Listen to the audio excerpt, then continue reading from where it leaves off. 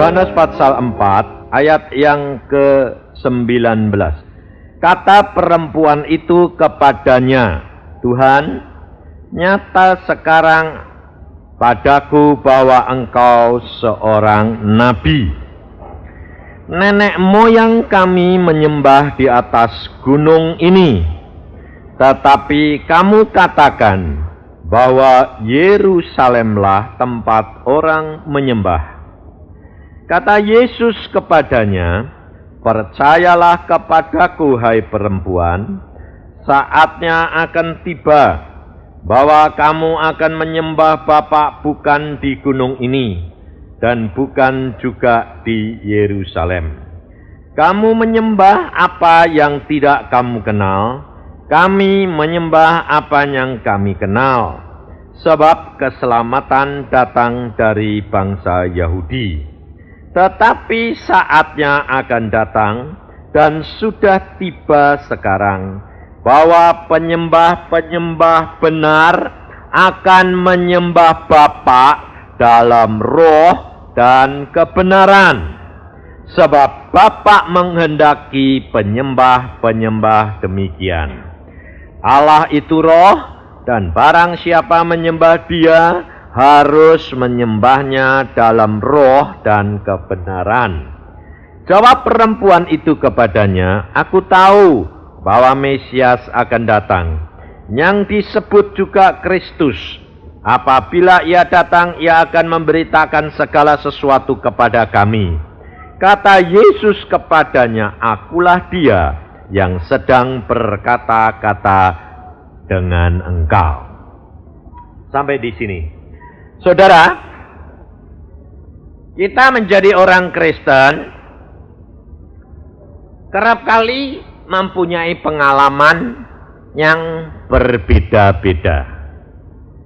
Kenapa kehidupan kekristenan kita ini beraneka ragam?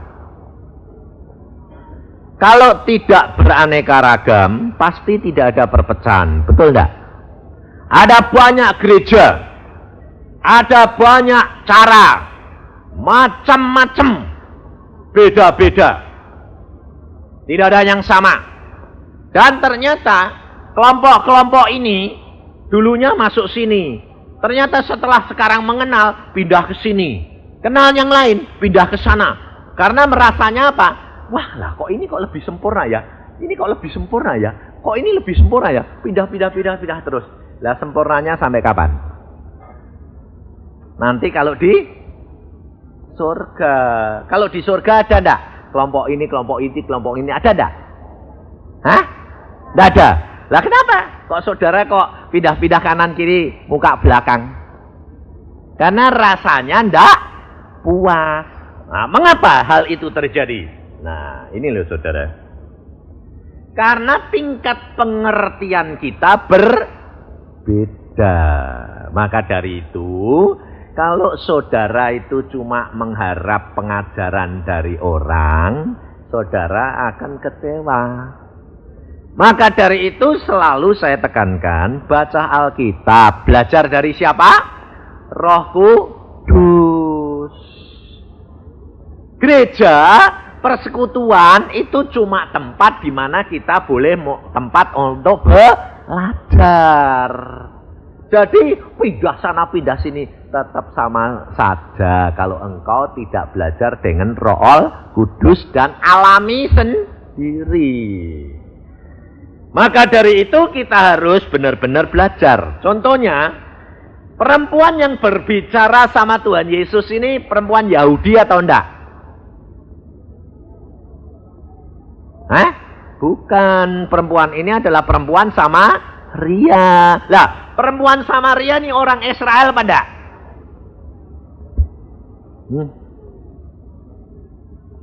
Belum tentu.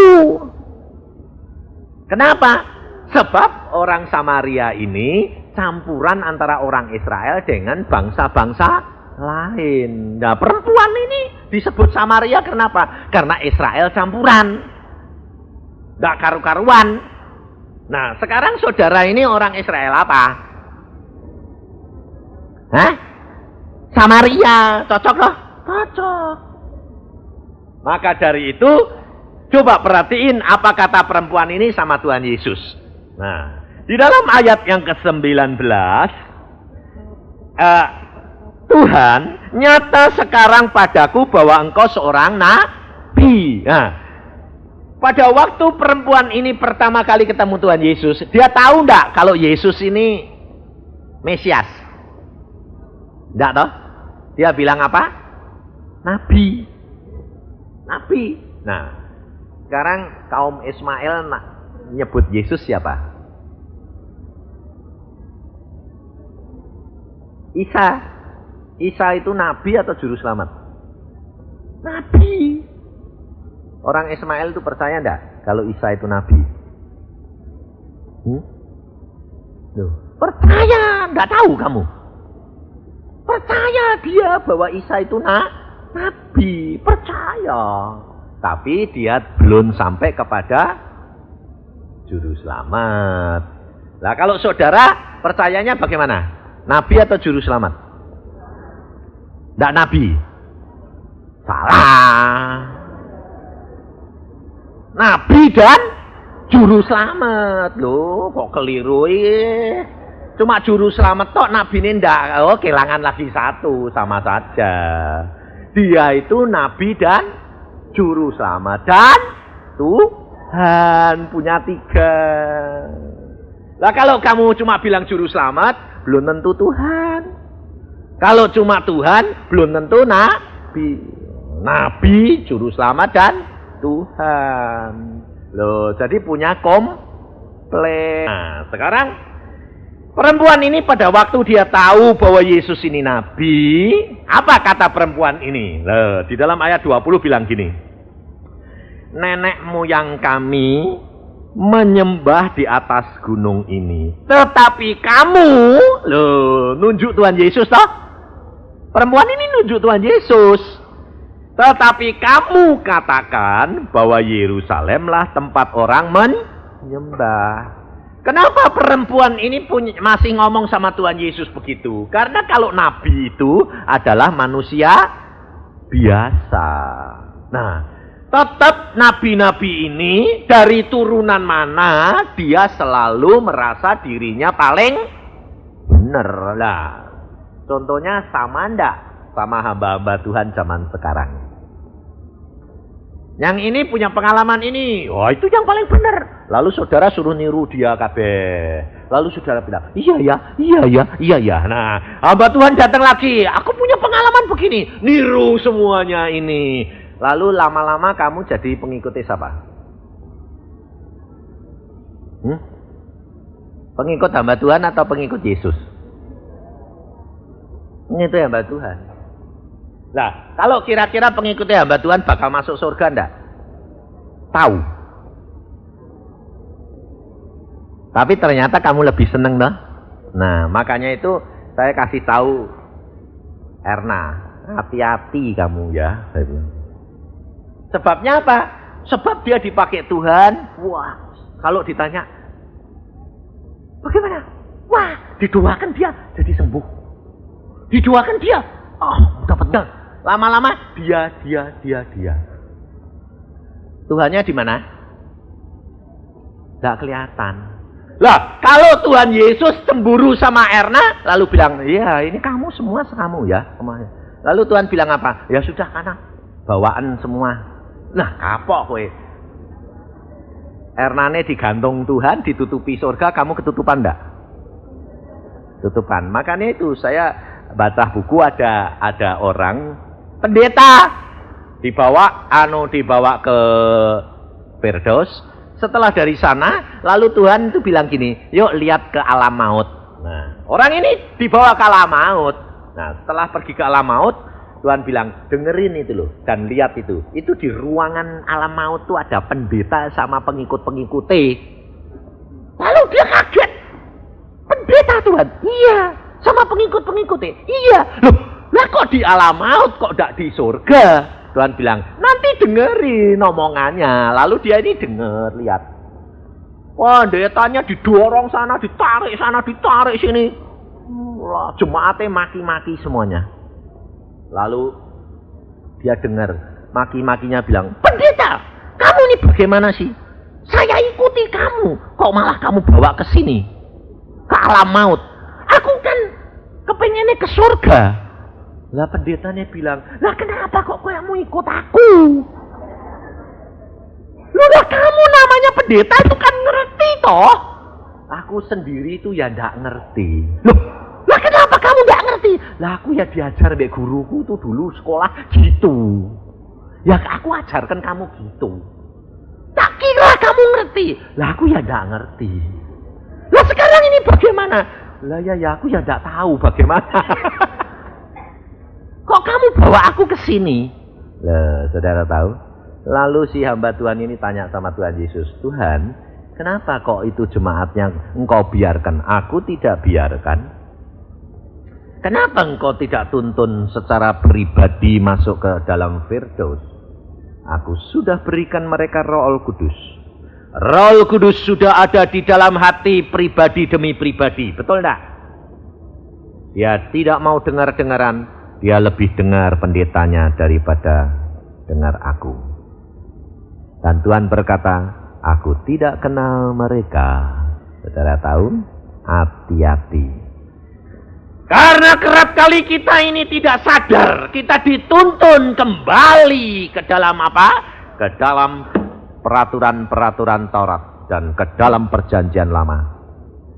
Padahal Yesus sendiri berkata, waktunya akan tiba perempuan, dan saat ini sudah tiba, bahwa semuanya penyembah-penyembah Bapa bukan di gunung ini, bukan di Yerusalem, tetapi menyembah dengan roh dan kebenaran.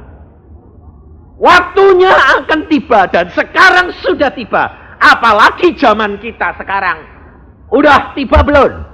Sudah. Yesus 2000 tahun yang lalu sudah membaharui. Nah, bagaimana caranya? Coba saya katakan. Banyak anak-anak Tuhan sekarang dibawa kembali lagi dengan perkara-perkara yang Yesus dan perempuan ini berbincang-bincang.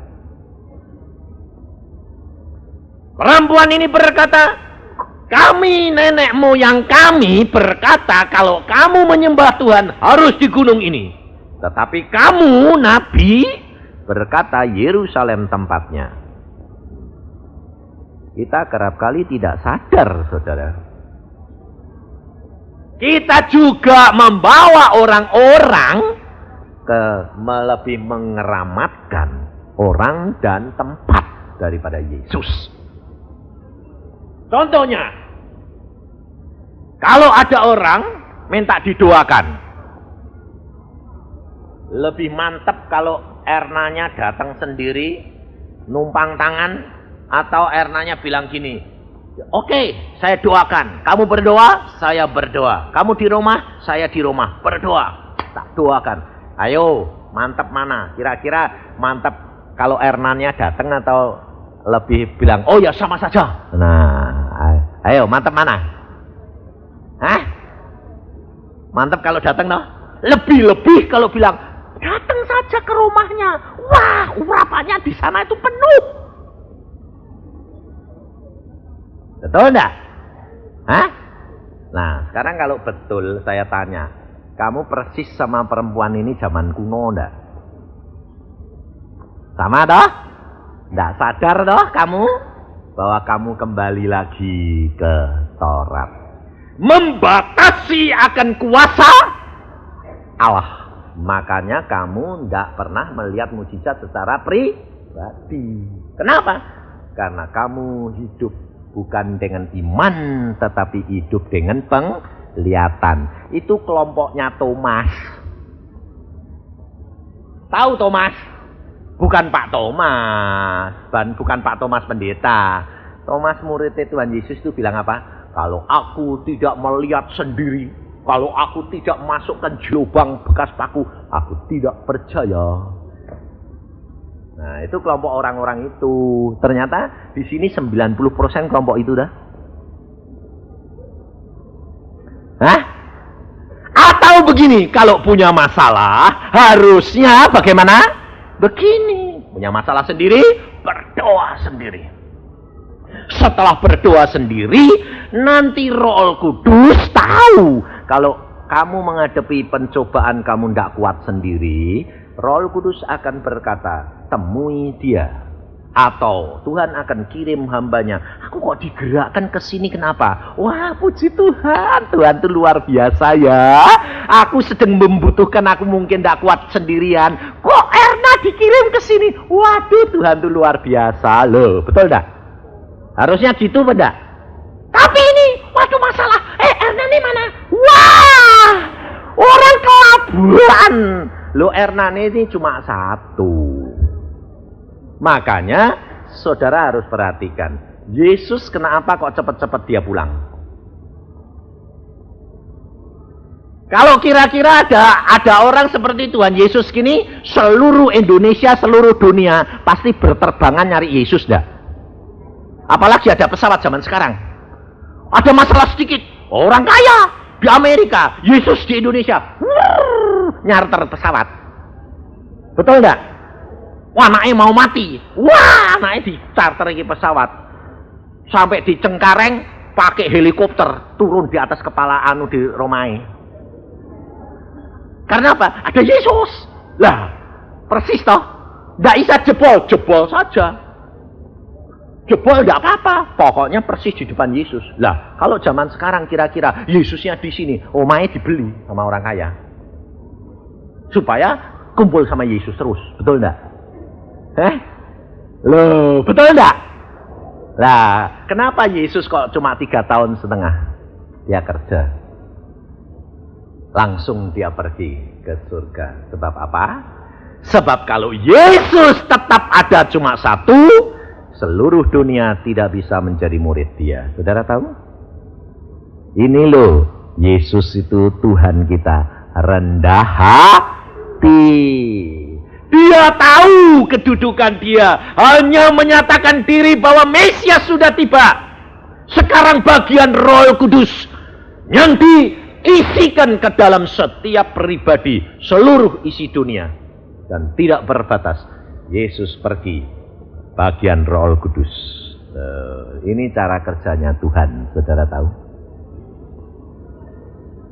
Bukan tergantung kepada pribadi seseorang. Makanya saya ini boleh dicap hamba Tuhan yang paling malas. Biarin. Wah, kalau mau minta konseling sama Pak Yusa, mau minta doa Pak Yusa, oh susah. Saya bilang apa? Sembayang sendiri. Nah, ya. Kenapa sih Pak Yusa? Kalau aku diutus Tuhan, oke. Kalau tidak, sembayang sendiri. Nah kan kalau Pak Yusa kan dengar langsung dijawab. Oh, jadi kalau aku langsung dijawab, kamu enggak? Oh ya, kamu yang membatasi kuasa Allah, ya bakal imanmu gitu, ya enggak bakal dapat gitu. Saya bilang, lu ya jangan gitu. Ya gitu, wong itu imanmu. Saya bilang, ada orang dari Jakarta, bapak ini orang kaya raya, tapi tidak bisa jadi orang Kristen. Kenapa? Karena dia kecewa sama orang Kristen. Karena apa? Yang nipu dia, yang makan uang dia orang Kristen semua. Jadi anak ini nginjili, Pah jadi Kristen. Mamai istrinya anak Tuhan. Pah jadi Kristen. Apa jadi Kristen? Tuh, nipu uang saya berapa puluh juta, berapa ratus juta itu Kristen semuanya. Justru orang bukan Kristen lebih baik. Kenapa aku suruh jadi Kristen? Nah, tidak mau. Akhirnya apa terjadi? Sakit parah. Sakit luar biasa. Tidak tahan dia. Perutnya kayak diulet-ulet. Waduh. Minta ampun. Dokter berkata, udah berat ini. Nah, pada waktu itu saya ditelepon sama anaknya. Anaknya bilang gini, Pak Yusa, tolong dong Pak, papa saya. Saya bilang, kenapa papamu? Sakit parah Pak. Lah terus, tolong Pak, doakan dan injili. Kenapa?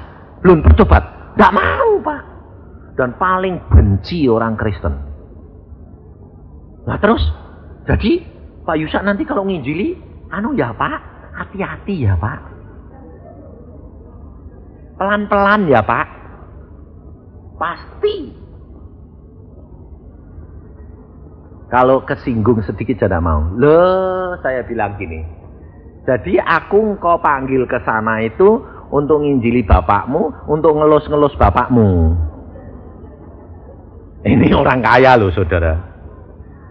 Oh, salah alamat kamu, saya bilang. Nah Bapak, panggil saja hamba Tuhan yang bisa ngelus-ngelus. Aku ini hamba Tuhan, suruh bawa pentung tak pentung. Pokoknya kalau Tuhan bilang pentung tak pentung. Kalau Tuhan bilang angkat tak angkat. Kalau Tuhan bilang lus-lus tak lus-lus.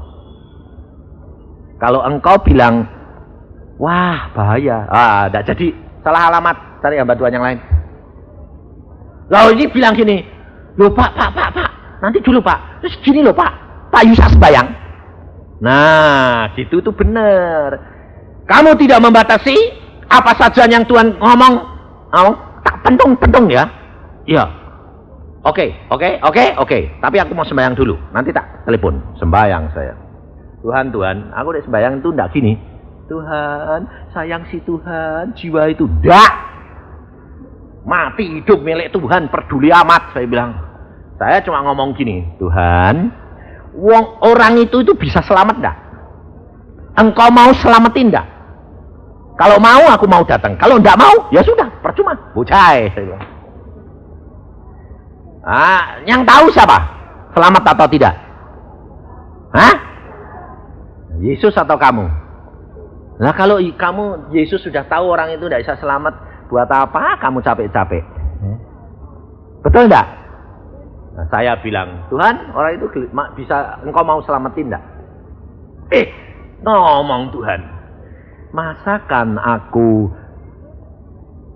merelakan seorang fasik tidak ada kesempatan untuk bertobat? Wah, kalau gitu orang ini bisa selamat ini. Oke Tuhan, kalau gitu bisa ya? Bisa. Nah, lah aku harus ngomong apa? Ngomong saja. Beneran. Lalu tak telepon. Oke, besok jam 5 saya berangkat naik kereta api dari Bandung jam 5, jam 8 sampai di sana. Saya bawa jemput di stasiun ke rumah sakit. Saya mau ngomong. Oke. Ngomong apa Pak? Nggak usah ngurusi. Sampai di sana sudah dijemput. Ini, wah, jemputnya pakai Mercy lagi. Wah. Lalu sampai di rumah sakit ketemu istrinya sama anaknya gitu. Bagaimana Bu? Oh, enggak apa-apa. Ini bisa diomongin Pak. Sudah bisa enggak? Ngomongnya harus bagaimana? Oh, terserah Pak Yusak. Sudah tidak berani dia. Apa saja ngomong? Ya, saya masuk. Anaknya bilang gini, Pak, saya tidak ikut ya Pak. Saya takut toh Pak. Ya sudah, kamu tidak bisa ikut. Nanti tidak apa-apa, saya tidak terpengaruh saya. Ya, sama istrinya aja. Ya, oke, masuk. Saya bilang, karena dia lebih tua, sudah 60 berapa, saya bilang, Om. Saya bilang, Om, sakit enggak? Wah, sakitnya luar biasa. Tahu, sudah mau mati kamu. Ya.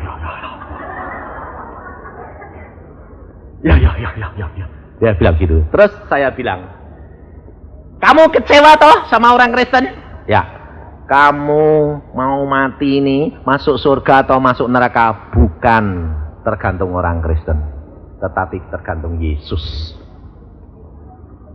Kalau engkau tidak mau terima Yesus sekarang, sebentar lagi kamu mati masuk neraka, dan selama-lamanya kamu akan tinggal di sana. Orang Kristen tidak jamin masuk surga. Yang jamin masuk surga itu Yesus. Orang yang nipu kamu itu malah dosanya lebih banyak. Tahu enggak? Kok kamu malah ikut-ikut orang itu, karena itu malah dia nutup pintu surga, kok kamu tidak mau masuk. Terima Yesus sekarang, bertobat, terima Yesus. Kalau kamu pulang, pintu surga terbuka. Bilang apa? Ya, aku salah. Aku mau terima Yesus kok sekarang. Aneh enggak? Sampai mamahnya bilang, mau Pak? Mau. Sampai istrinya, kok aneh ya? Lalu saya katakan, terima Yesus, sekarang berdoa, ikuti, dan kalau waktunya tiba, baptiskan. Dalam nama Tuhan Yesus, kamu akan diselamatkan. Ya, terima. Dan sore itu dibawa ke luar negeri, dalam waktu beberapa minggu kemudian mati. Selamat dah? Selamat lah. Maka dari itu saudara, segala perkara tergantung daripada pimpinan Roh Kudus, bukan tergantung daripada akalmu sendiri. Dan kita harus sadar bahwa saudara dan saya ini teman sekerja Allah. Maka dari itu saya katakan, kamu harus mulai sekarang belajar. Segala perkara harus berdoa, minta pimpinan Roh Kudus. Tadi bapak tadi saksi toh, naik bis toh. Hah? Dia lupa sembahyang. Akhirnya apa? Hampir celaka. Tapi dia nakal. Ini saya peringatkan, kamu tidak boleh gitu pak. Yang harus bayar, bayar. Jangan lalu, tidak ditagih kok beneran. Lah! Tidak boleh itu. Sebab, kalau kamu begitu, kamu tidak jadi berkat untuk orang lain. Jadi beban. Nanti berkatmu hilang, rugi. Biarpun kamu tinggal 300, kamu bayar. Allah sanggup memberkati kamu berlipat kali ganda. Harus begitu. Janganlah malah gini. Puji Tuhan, tidak ditagih lah salah. Itu nutup berkat sendiri. Tidak boleh, tidak boleh. Kamu harus selalu jadi berkat untuk orang lain. Jangan dikira kalau saya sebagai hamba Tuhan ini berkelimpahan lalu uangnya banyak. Dah. Tuhan kalau aku butuh banyak diberi banyak. Kalau aku butuh sedikit diberi sedikit. Dan itu yang Tuhan kehendaki. Karena Tuhan mau berpada dengan apa yang ada padamu. Itu orang yang paling bahagia. Jadi jangan selalu gini lah, ini mental orang Kristen harus dirubah. Nanti kalau diundang, pendeta diundang, Pak datang ke sini Pak. Lalu pendetanya sudah ngomong sih, kirim ongkos transport. Loh lah itu namanya kurang percaya. Kalau Tuhan mengatakan kepada saya, berangkat, saya tidak pernah tanya sama orang itu bagaimana tiketnya, bagaimana ongkos jalannya. Tidak pernah tanya. Kenapa? Saya percaya Allahku mesti menyediain. Karena apa? Maka dari itu belajar peka terhadap pimpinan Roh Kudus. Di sini dikatakan Yesus berkata, ayat 21. Kata Yesus kepadanya, percayalah kepadaku, wahai perempuan, saatnya akan tiba bahwa kamu akan menyembah Bapa bukan di gunung ini dan bukan juga di Yerusalem. Kamu menyembah apa yang tidak kamu kenal, kami menyembah apa yang kami kenal, sebab keselamatan datang dari bangsa Yahudi. Tetapi saatnya, perhatikan, tetapi saatnya akan datang dan sudah tiba sekarang bahwa penyembah-penyembah benar akan menyembah Bapa dalam roh dan kebenaran. Kalau saudara dan saya sudah diberitahu oleh Yesus, jangan kembali lagi ke zaman Taurat, zaman lama. Jangan membatasi kuasa Allah. Banyak orang sekarang bingung. Bingungnya apa? Tidak boleh punya gambar. Gambar kayak gini. Gambar Yesus. Tidak boleh. Jangan menggambar Yesus. Jangan punya patung Yesus. Jangan punya gambar Yesus. Jangan ini. Loh. Lalu saya bilang apa? Orang ini mau dibawa lagi ke Taurat. Kenapa? Karena kebingungan. Saya tidak melarang. Ini loh saudara.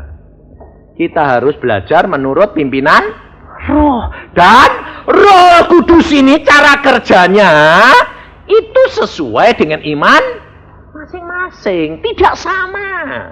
Jadi, kalau umpamanya contohnya, saya melayani seseorang. Nah, ini baru terjadi. Saya sama anak saya datang sama istri saya melayani seorang. Majelis lagi. Berdoa.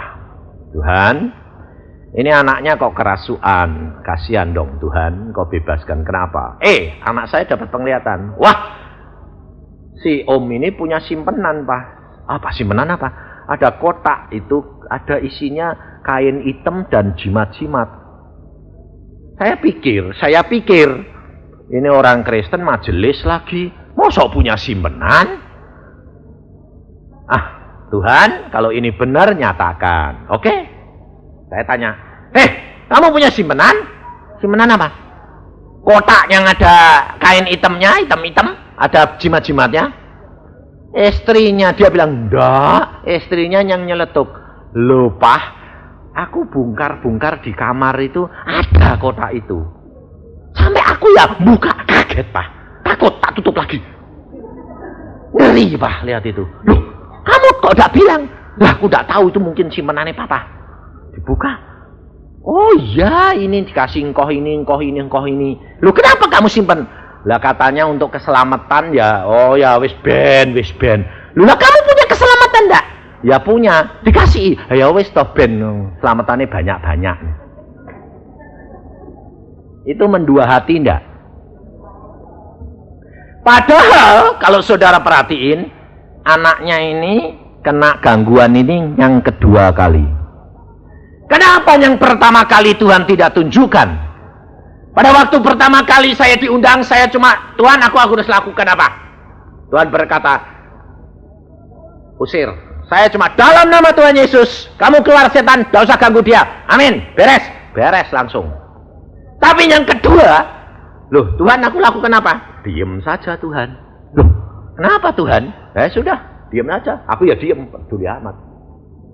Nyembah Tuhan, muji Tuhan. Anak saya dapat penglihatan. Nah, ada benda itu. Baru Tuhan usir. Bakar, buang. Loh. Lalu jangan setiap kali nanti kalau melayani, Tuhan, ada benda apa ya? Loh, bendanya dicari dulu, enggak? Tuhannya, hati-hati, saudara tahu. Sebab setan ini licik. Kalau engkau ditarik ke benda-benda, otomatis pandanganmu kepada benda bukan kepada Yesus. Dan kamu nanti ditipu.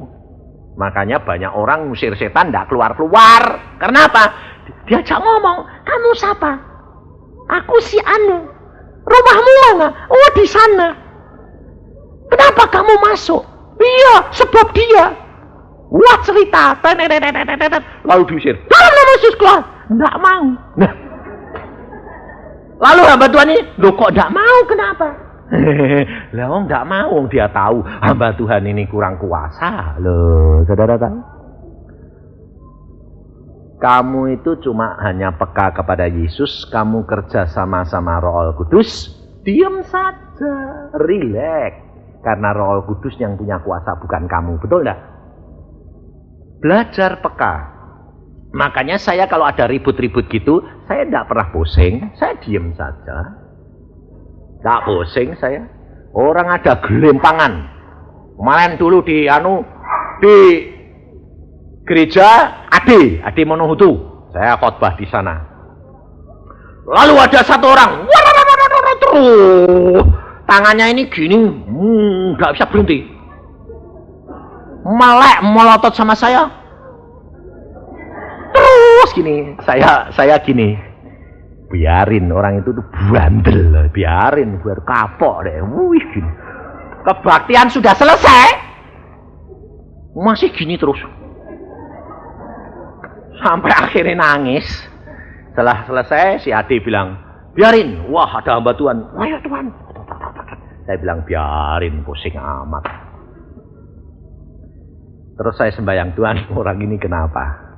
Tuhan bilang, bandel. Biar kapok, biar tahu bahwa aku itu berkuasa melakukan segala perkara. Oh ya, sudah selesai. Saya bilang, kamu bandel dah. Ya, tapi gini loh. Sekarang saya bilang, turunkan, nurut enggak? Enggak mau nurut om, ini gini terus, ini bingung om, ini kipi om nih. Lalu saya bilang, kamu sekarang bicara sama Roh Kudus, kamu bilang, Tuhan Roh Kudus, aku minta ampun karena aku bandel. Tuhan Yesus, ampuni aku karena aku bandel. Aku sekarang mau turut dan tunduk kepadamu Tuhan Yesus. Dan terima kasih akan pengampunanmu. Ngomong, dia ngomong. Terima kasih Tuhan Yesus. Wes, sudah. Bagaimana hatimu? Nah, tenang om. Sekarang kamu ngomong. Dalam nama Tuhan Yesus, tangan berhenti normal.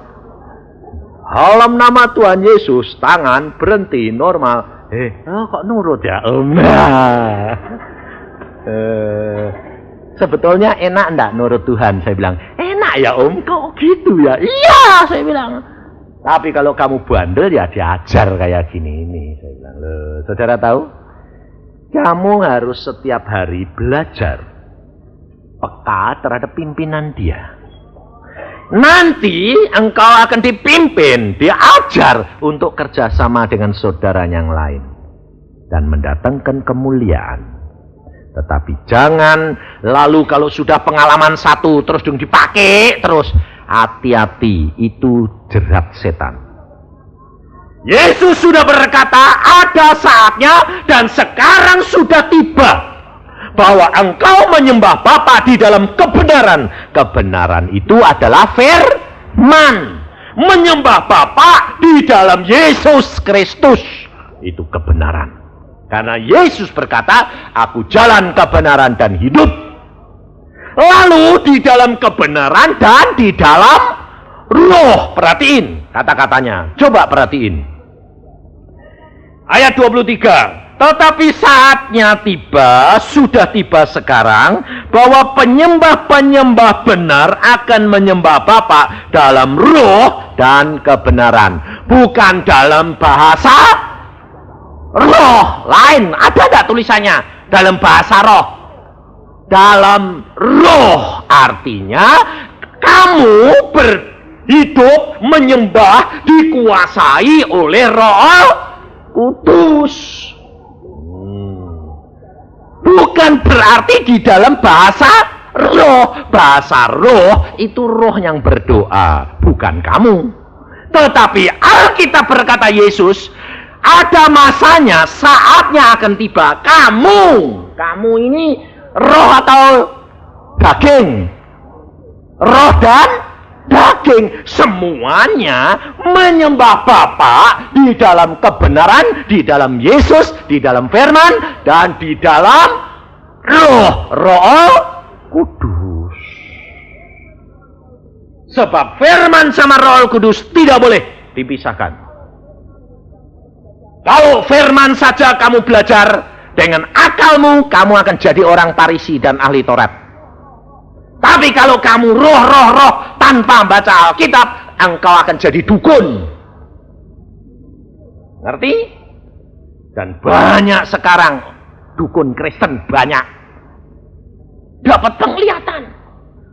Gini. Tidak cocok sama Alkitab. Itu dukun Kristen, saya bilang. Hati-hati. Maka dari itu saudara harus benar-benar belajar firman Tuhan. Tetapi jikalau engkau sudah punya bahasa roh, engkau boleh pakai, boleh. Yang tidak punya bahasa roh tidak masalah. Karena menyembah kepada Dia di dalam kebenaran, di dalam firman, di dalam Yesus, dan di dalam Roh Kudus. Seluruh. Karena Yesus sudah berkata, siapa yang mengasihi Bapa, mengasihi Bapa dengan segenap apa? Hati, pikiran, jiwa, dan roh, dan seluruh kekuatan. Daging artinya rohani dan jasmani. Nah, jadi saudara sekarang sudah tahu. Lebih dahulu pentingkan Roh Kudus. Karena fungsi Yesus di dalam dunia sudah diambil alih oleh Roh Kudus. Ini pokok. Dan orang yang bekerja sama dengan Roh Kudus, saya jamin, Meskipun dia menghadapi aniaya sekalipun, dia tidak tergoyahkan. Kenapa? Karena Tuhan yang menjamin dia. Tidak kuat, dikasih kekuatan. Sakit, dihilangkan sakitnya. Saudara tahu? Tak usah takut gini. Wah Pak, saya ya takut Pak. Nanti menghadapi aniaya Pak. Itu kayak Stefanus. Matinya dibalangi. Wah ya sakit semua. Bodoh, saya bilang. Engkau tidak akan dituntut kayak Stefanus kalau tidak diberi kekuatan seperti Stefanus. Dan Stefanus itu tidak sakit. Sakitnya cuma sebentar. Setelah dia lihat anak manusia berdiri di sebelah kanan Allah. Bapak, Stefanus sudah tidak merasakan sakit. Contohnya, di dalam dunia kedokteran, kalau orang itu mbok sakit parah kayak apa, kalau sudah mau mati, gembor-gembor, ada yang sakitnya hilang enggak? Hilang. Kalau saraf kesadarannya itu sudah terpotong, dia hilang sakitnya sama sekali. Kenapa? Obat-obatan anti sakit itu bisa diberikan. Karena itu memblokir rasa sakit. Kalau dunia kedokteran saja bisa, apalagi Allahmu. Kalau kamu dianiaya lalu Tuhan bilang, cukup, berhenti sakitnya. Hilang enggak? Hilang. Kau bilang, puji Tuhan. Enggak sakit, digebuki, puji Tuhan malahan. Saudara tahu? Ini kesaksian seorang hamba Tuhan yang dipenjara di Vietnam 20 tahun. Badannya tinggal kulit sama tulang. Orang tuwek lagi. Kalau dipukuli di penjara bagaimana? Yang terakhir dia mau dikeluarkan. Kenapa? Karena dia dipukuli tidak mati-mati. Digantung kakinya di atas, kepalanya di bawah. Sudah tinggal tulang sama kulit karena setiap hari cuma dikasih 3 biji kacang merah. Setiap hari. Bertahun-tahun tidak mati. Lalu digantung, barisan tentara suruh bawa pemukul bambu. Orang 20 pukuli sampai mati. Sakuate tentara itu. Dari satu orang mukuli buak-buk, capek, ganti satu. Terus orang 20 pingsan semua. Yang digantung tidak mati. Diturunkan mesti jalan lagi. Bingung. Ini kok tidak bisa mati-mati? Bingung. Akhirnya lepasin, suruh keluar negeri. Akhirnya hidup di Inggris sekarang. Hidup, dia nulis buku. Hidup bersama dengan Yesus. Mustahil, tidak mustahil bagi Allah. Orang tua jatuh saja, tulangnya patah. Ini orang tua dipukuli sama bambu, sama tentara-tentara yang kuat-kuat. Tidak ada yang retak, bambu ini malah habis, yang mukuli malah keok. Itu kalau tidak Tuhan siapa? Saudara tahu? Tidak mustahil Allahmu. Jadi jangan batasi kuasa Allah. Maka dari itu, saudara harus belajar benar-benar komunikasi dengan Roh Kudus. Saya jamin, langkah demi langkah, anak-anak pun akan dipelihara Tuhan. Dan engkau akan dituntun seluruh kebenaran. Jangan terpengaruh oleh apa yang kamu lihat, apa yang kamu dengar. Jangan kembali kepada Taurat. Jangan membatasi kuasa Allah. Tapi biarkan Allah berkarya di dalam hidup saudara dan saya. Maka kemuliaan Allah akan dinyatakan di dalam hidupmu. Dan engkau akan menjadi saksi Yesus dimanapun berada. Dan tidak usah kamu khawatir. Siapa saja Allah dapat pakai. Zaman sekarang anak kecil dipakai Tuhan untuk didik siapa? Ayah ibunya. Kenapa? Karena ayah ibunya kurang percaya. Anaknya yang kecil lebih percaya sama Tuhan. Ayo kamu. Sebab apa? Sebab anak yang kecil-kecil sekarang sudah dengar suara Tuhan. Ada anak umur 5 tahun di Surabaya. Dia bilang begini, "Mah, aku diajari baca Alkitab sama Tuhan Yesus." Loh, anak 5 tahun belum sekolah apa-apa sudah bisa baca Alkitab. Dia mamahnya bilang, "Masa?" Iya, mah. Bagaimana suaranya Tuhan? Suaranya Tuhan itu tidak seperti mama. Mama sih nyentak-nyentak. Suaranya Tuhan tuh halus, sayang. Lalu ada orang sakit, lalu dia bilang, sembahyang buat mak itu loh. Oh, Tuhan Yesus sudah bilang kok, mak itu sudah sembuh. Mamanya tidak percaya, ditelepon. Bagaimana tante? Oh, sudah sembuh. Loh, kok benar ya? Jadi saudara tahu, kalau engkau tidak mau dipakai Tuhan, anak-anak akan dipakai. Dan setiap keluarga harus ada orang yang peka, supaya apabila nanti aniaya datang, keluargamu tidak cari hamba Tuhan, tetapi bersekutu sendiri dengan Tuhan. Saudara tahu, waktunya sudah amat singkat. Komunikasi dengan Roh Kudus, belajar peka terhadap dia. Apa saja yang dia katakan, lakukan. Maka engkau akan melihat kemuliaan Allah dinyatakan. Amin. Tuhan, firman-Mu sudah hamba sampaikan. Dan biarlah anak-anak-Mu menyadari Tuhan. Jangan kembali ke masa yang lampau lagi. Tetapi saatnya sekarang sudah tiba.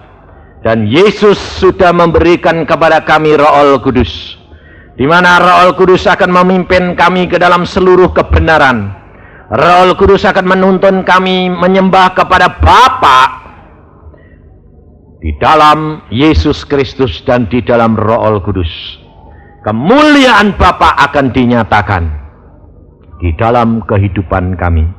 Terima kasih akan anugerah-Mu ini Tuhan, di mana anak-anak-Mu Engkau arahkan, supaya jangan terpancing akan perkara-perkara jasmani, tetapi mendahulukan Engkau Tuhan Roh Kudus, dan Engkau menuntun, membimbing mereka menuju kepada kebenaran, sehingga kemuliaan Bapa dinyatakan di dalam kehidupan kami.